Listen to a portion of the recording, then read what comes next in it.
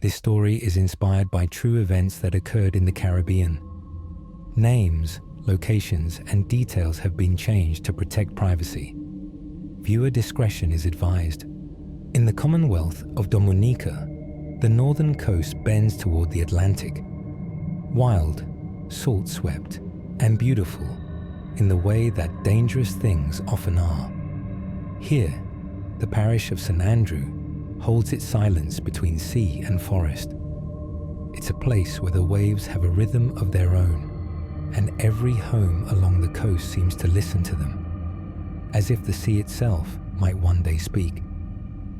It was along that road between the cliffs and the sugar cane that Elara Duvall lived with her 13-year-old son, Keon. Their house, a blue wooden cottage above the sea road, looked down over Hillsborough Bay. From her porch, Elara could see the fishermen haul nets before sunrise, the children running barefoot through the shallows, and the same stretch of coast she had known since she was a girl.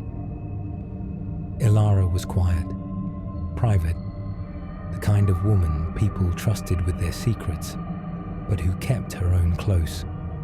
She ironed uniforms for neighbors, sold sweetbread from her kitchen, and listened to gospel in the evenings. Her husband had left when Keon was a baby. Her brother Ronan worked construction down south, sending what little he could each month. They were close, the kind of siblings who could read each other's silences. When they were young, they would climb mango trees behind the old church in Marigot, daring each other to jump into the river below before the rain came. That was a long time ago. By February 2010, Elara's life had become quiet routine, her world shrinking to her house, her boy, and the sound of the tide. Until one night, it changed, and the island began to whisper her name. Morning came slowly to Hillsborough Bay, a grey light bending through the clouds, the kind that makes even the sea look tired. By 5:30, the fishermen were already on the move. Their lanterns glowed dimly against the dawn, small orange stars bobbing between the boats. The tide was running high, the air cool and thick with mist. Among them was Leonard Toto Francis, a man who had fished that coast for 40 years. He said later that he'd noticed it first, a shape in the sand near the breakwater, half hidden by driftwood. At first he thought it was a sack of clothes washed in by the night's rain. Then he saw the sandals. They were small, neatly placed, as if someone had stepped out of them and walked away.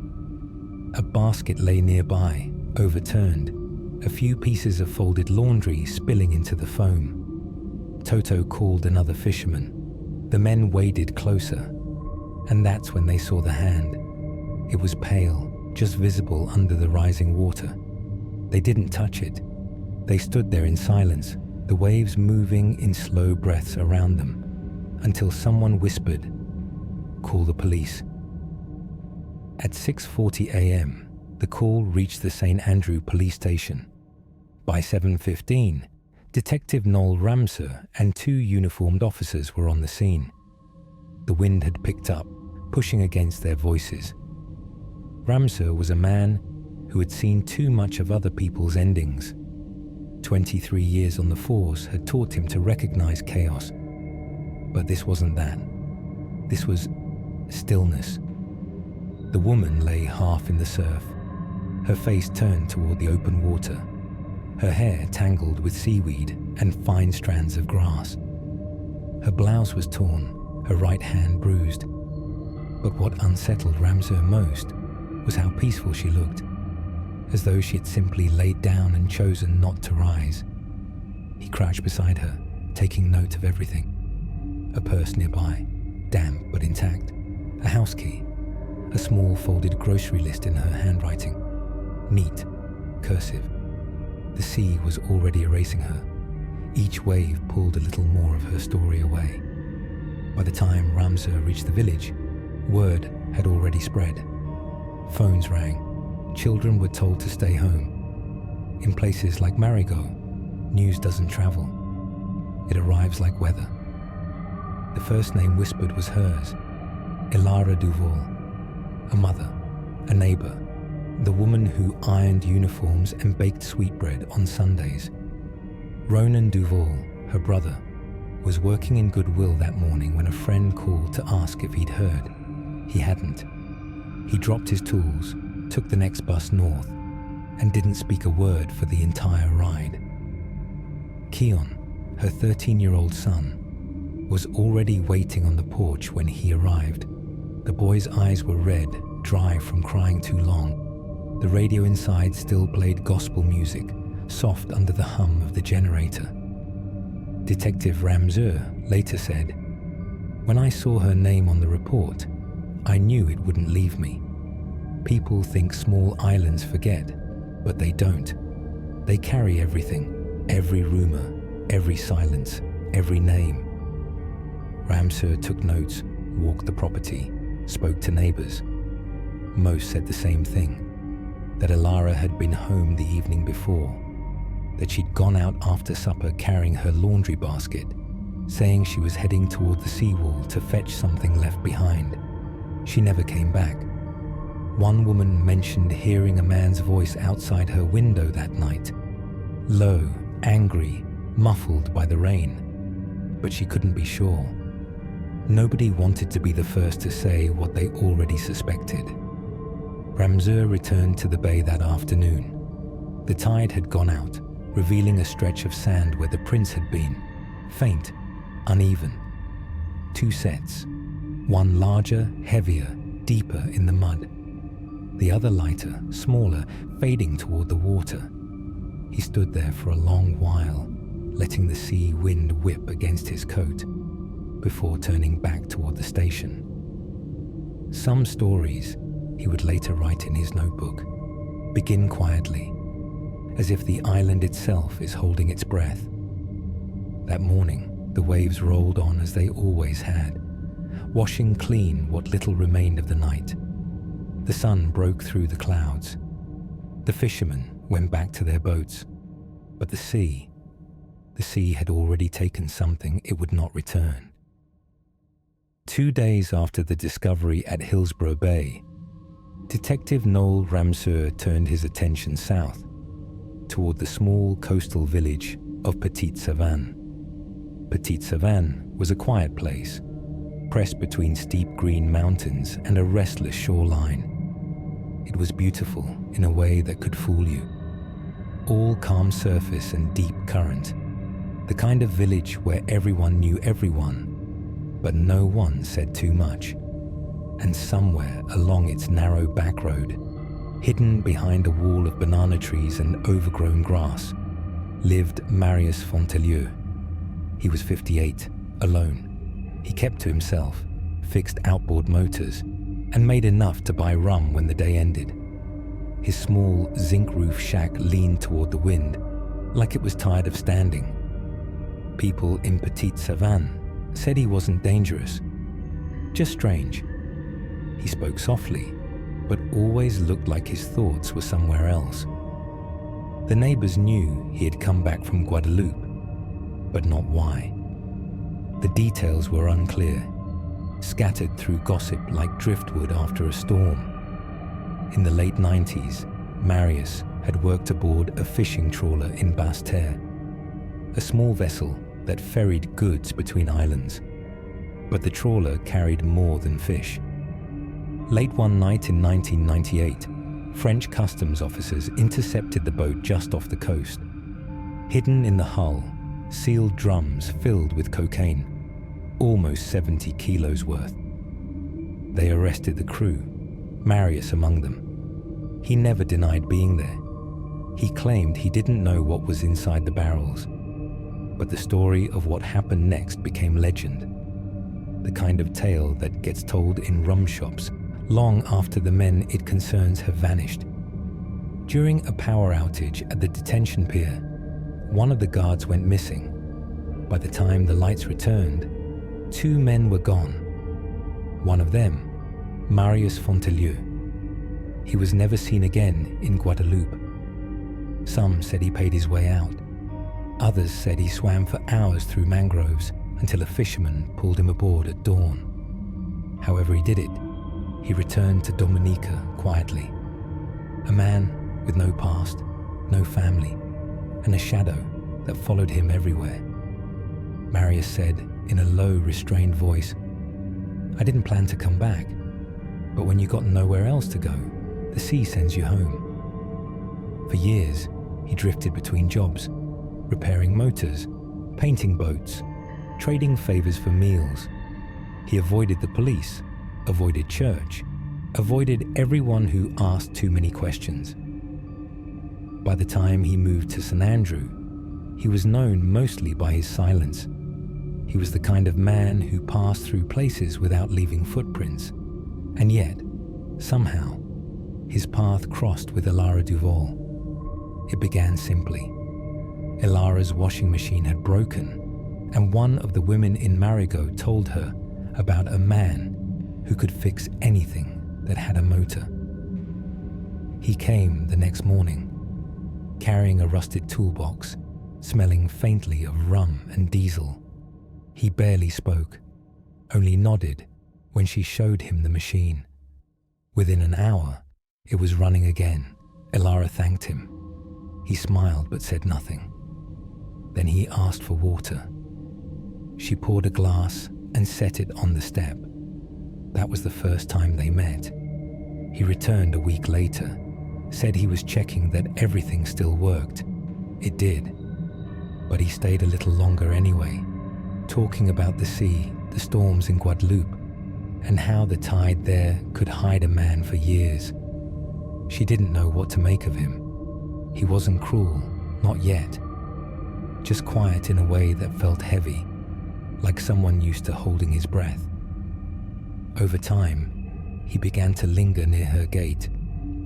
Sometimes she'd see him walking the road in the evening, hands in his pockets, eyes fixed on the horizon. At first, she told herself he was harmless. A man with a hard life, maybe just lonely. But loneliness, in places like this, can turn quickly into something else. Marius said in a calm, distant voice. She was kind, too kind maybe. She'd ask if I was eating enough, if I slept okay. Nobody had asked me that in years. What Elara didn't know, what no one in Marigot knew, was that Marius had been seen drinking at a roadside bar the night before she vanished. He'd argued with another man about money, muttering something about a woman who owed him for work. By then, the quiet mechanic from Petite Savane wasn't just a story. He was a warning. 2 days after Elara's body was found, Detective Ramseur walked the narrow path behind Marius's shack. He found the man sitting on an upturned crate, sharpening a knife that looked older than he was. He didn't look surprised to see the police. Ramseur told him the reason for the visit. Marius only nodded and said, "I know why you here, boss. The sea don't forget easy, does it?" The detective didn't answer. He just looked at him for a long moment, then said quietly, "Neither do we."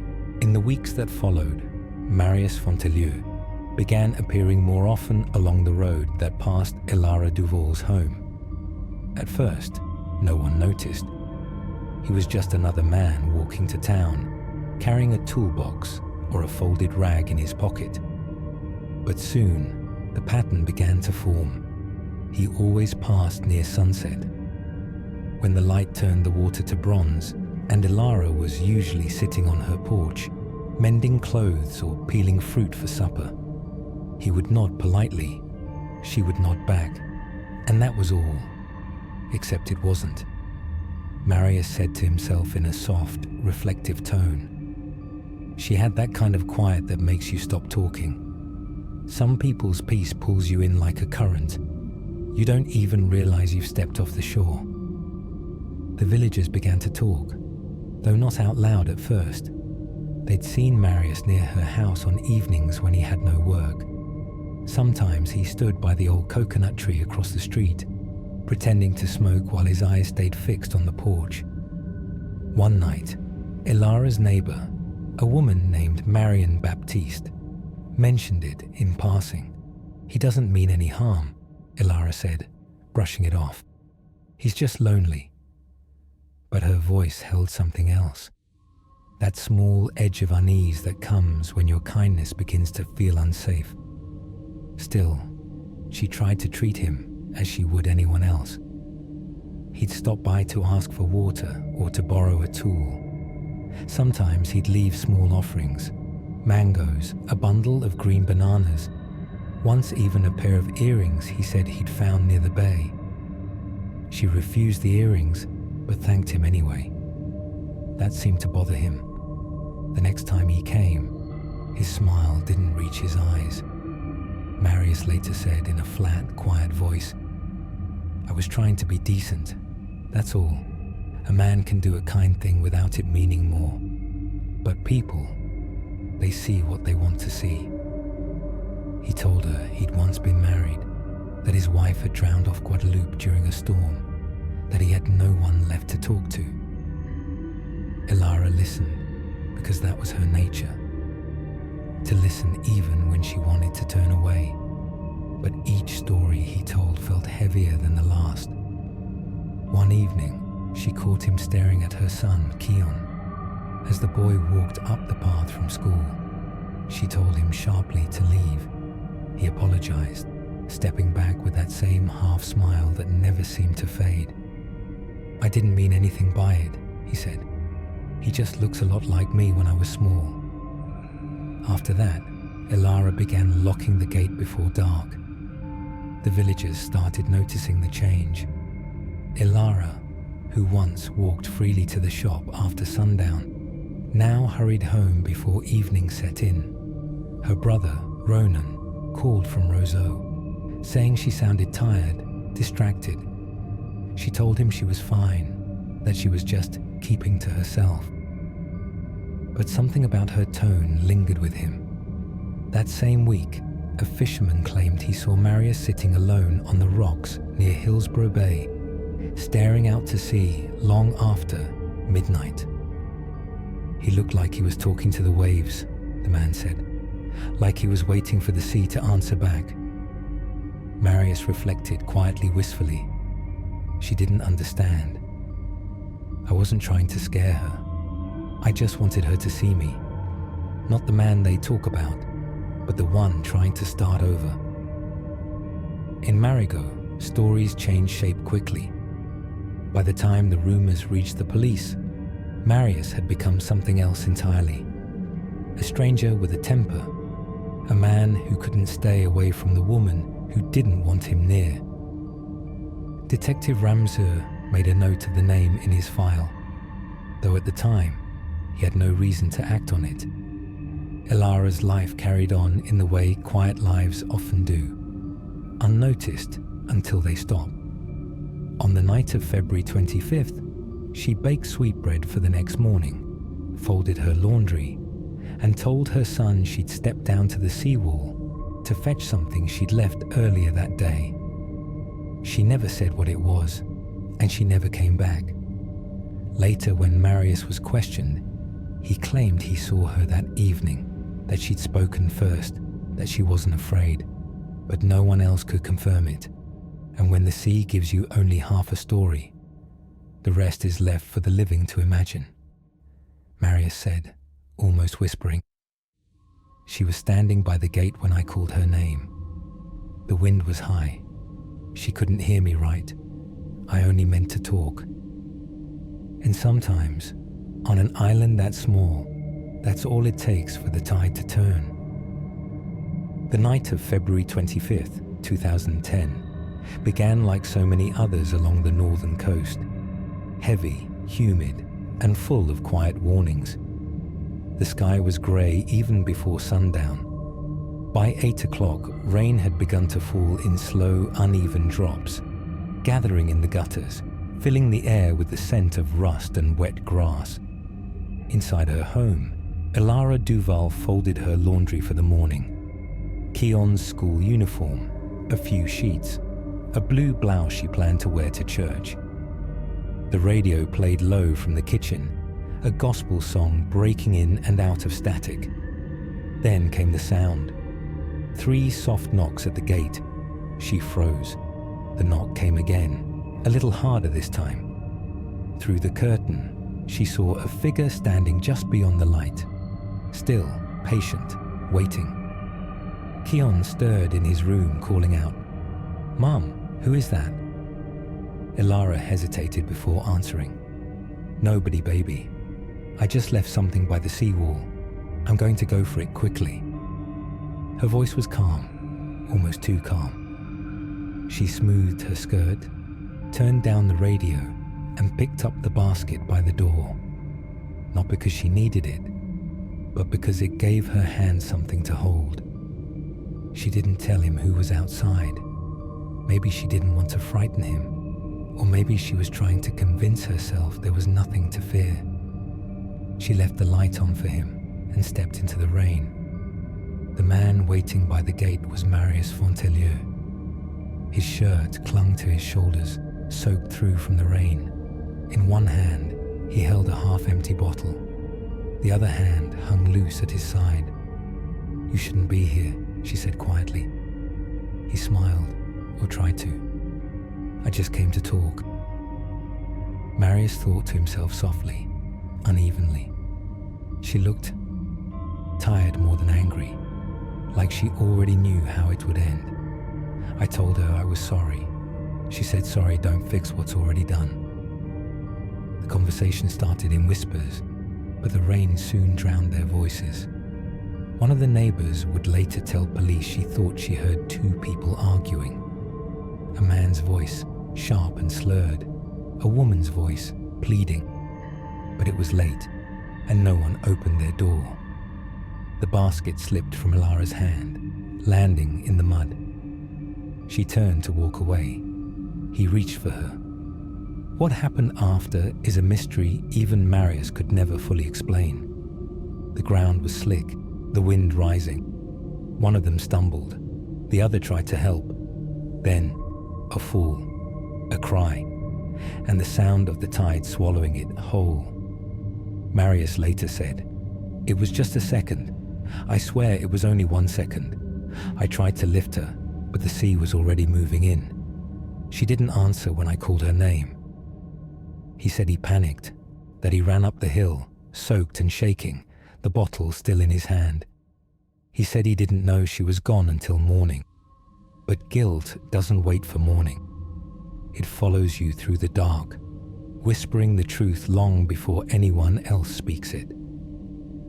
By dawn, the tide had drawn its own line in the sand. And at Hillsborough Bay, the sea offered back what the night had taken. When Detective Noel Ramseur arrived at the scene, he found the footprints, faint, uneven, dissolving near the rocks. He studied the water, the patterns in the sand, the way the mangroves bent inland like witnesses who refused to talk. He wrote only 1 note in his ledger that morning. The sea took her, but someone helped it decide. Marius had thought to himself quietly, almost prayerful, "I didn't mean for her to die. I just wanted her to hear me." But the wind that night had carried her name away, and by the time it came back, it was already too late. By morning, the rain had passed. The sun came through thin and colourless, turning the pools of water along Hillsborough Bay into mirrors. Detective Noel Ramseur walked the shoreline carefully, shoes sinking into the wet sand, eyes following the pattern of the footprints that were left. There were 2 distinct sets, each telling its own half of a story, one leading from the road toward the rocks, the other fading into the tide. The woman lay nearby, as though the sea had set her down gently. No signs of robbery, no struggle worth calling a fight, just small bruises on her wrist, a cut along her temple, and mud clinging to her feet. In Dominica, news travels faster than evidence. By midday, the entire parish knew what the police were still learning, that Elara Duvall the quiet woman from Marigot, was gone, that the sea had not taken her alone. Elara Duvall arrived from Roseau before evening. He stood behind the yellow tape, fists clenched, the raincoat he wore doing nothing to hide his shaking. The detectives let him see her, just once. He didn't cry, at least not there. "She's always afraid of deep water," he told Ramseur softly. "She wouldn't go near the sea alone at night." That single line changed the direction of the case. By the second day, officers traced a trail of footprints leading from Elara's house to the cane-filled road. The ground there was still soft, the mud showing the sole of a man's boot. A neighbor came forward, saying she'd seen someone walking that way around 9 p.m. Tall, grey shirt, head down against the rain. She didn't need to say his name. They all knew it. When the officers reached Marius Fontelieu's shack in Petite Savane, he didn't run. He was sitting on a wooden crate, sharpening a knife on a whetstone. A shirt hung from the clothesline behind him, faded, stained. Beside it, a wrench resting in a pail of water. Detective Ramseur introduced himself, though the man already seemed to know why they were there. "Are you here about the woman?" Marius said quietly. "I didn't kill her, but I was there." He stood without resistance as they cuffed him. He said, "When I left her, she was breathing. I swear she was breathing." In the small interview room at the St. Andrew police station, the ceiling fan turned slowly, clicking on each pass. Ramseur asked his questions with patience. Dates, times, why he was at her home that night. Marius answered each one with the same tone, flat, tired, without emotion. He admitted to drinking. He admitted they argued. He admitted to holding her arm, but insisted she slipped. He claimed he tried to help her, that the water rose too fast. Ramseur wanted to believe him for a moment, but belief has no place in a report. The forensic test came back inconclusive. The stains on his shirt were human blood, but too degraded to match. The wound on her head could have come from a fall or from a blow. And there were no witnesses, only whispers.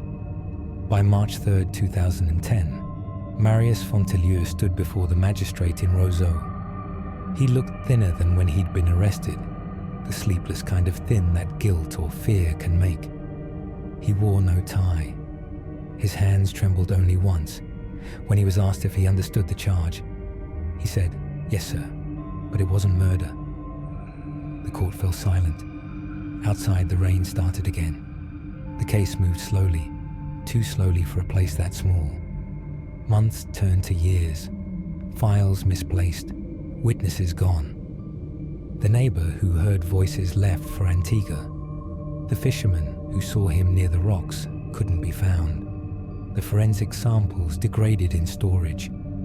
Even the photograph of the footprints faded in the file. Salt damage, humidity, the slow erasure of memory. Detective Ramseur kept pushing, sending letters to Guadeloupe to trace Marius's record there. The French authorities replied months later. No active file found. It was as if his past and his guilt had both dissolved in salt water. Marius said to himself, "They said I'm free now. But what is freedom when your name still whispers in every bar, every boatyard? I hear her sometimes, in the tide, in the wind. I don't sleep by the sea anymore." 9 years later, the Attorney General's office marked the case file nolle prosequi. No trial, no verdict, no justice that anyone could name. The paperwork was thin, 3 pages stapled together, each yellowed at the corners. A short note scribbled at the bottom. Evidence insufficient for prosecution. And just like that, Elara Duvall's name left the courthouse and entered history, not as a headline, but as a silence. In Dominica, time has a way of washing things clean. but some stains stay, buried under memory, under the rhythm of the tide. For Detective Ramseur, it was the case that marked the end of his belief that the sea ever gives back what it takes. Some crimes, he wrote in his final report, don't end in courtrooms. They end where truth and water meet, in the places no one looks anymore. Elara's house still stands in Marigot St. Andrew. Her curtains long gone, the windows sealed. Her son, Keon, left for sea work years ago. He never came back. Her brother, Ronan, still visits once a year, cutting the grass and lighting a candle near the porch. Locals say that on calm nights, when the wind moves inland, you can hear faint gospel music drifting from inside. The same radio that was never switched off, and sometimes a man's voice near the gate. I pass there sometimes, just to listen. The radio still plays. Maybe she forgave me, or maybe she didn't. In Dominica, the sea keeps its secrets, and the wind carries what the court forgets. No one was ever convicted for the death of Elara Duvall. But each year, when February returns, and the moon lifts over Hillsborough Bay, fishermen claim they see her standing at the water's edge, dress pale, eyes fixed on the horizon. They say she waits for the tide to call her name again. And somewhere, in another village, an old man listens to the sound of waves and whispers. It wasn't supposed to end like that. Detective Noel Ramseur retired in 2017. He keeps one photograph from that morning. The basket overturned, seaweed clinging to its handle, and the first light breaking over the mangroves. He never shows it. But when asked about the case, he always says the same thing. Some stories don't end in courtrooms. They end where the tide turns, in the quiet between what happened and what we can prove. He pauses, then adds, "The island remembers. It always does. Every island has its secrets. Every shoreline hides a name. Join us and uncover the next story that the sea refused to forget." Subscribe now to Caribbean Crimes, where truth meets the tide.